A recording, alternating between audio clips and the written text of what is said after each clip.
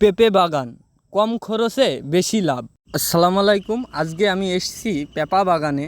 দেখেন কি সুন্দর বাগানটা, নতুন গাছ নতুন ফল।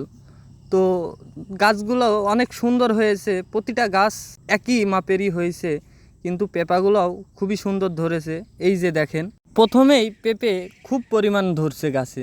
এই জমিটা 2 বিঘি, তো গাছের সংখ্যাও প্রচুর আছে, তাও 600 পিস গাছ আছে তো এই জমিতে। আর পেঁপের আবাদে কম খরচে বেশি লাভ। তো এখানে প্রথমত যেই খরচ হবে তারপর থেকে সেমন একটা খরচ হয় না। প্রতিটা গাছে দেখেন কি পরিমাণের পেঁপা ধরছে, তারপরে ফুল জালি আছে, খুব পরিমাণেরই ফুল জালি। সামনের দিনে খুব পরিমাণ পেঁপা ধরবে। হলো মদ্দা গাছ, এই গাছটা না থাকলে ভুঁইয়ের ভিতরে তাহলে আর কোনো গাছে পেঁপা সেইভাবে আসবে না, তাই এই গাছগুলো রাখতে হয় ভুঁয়ে।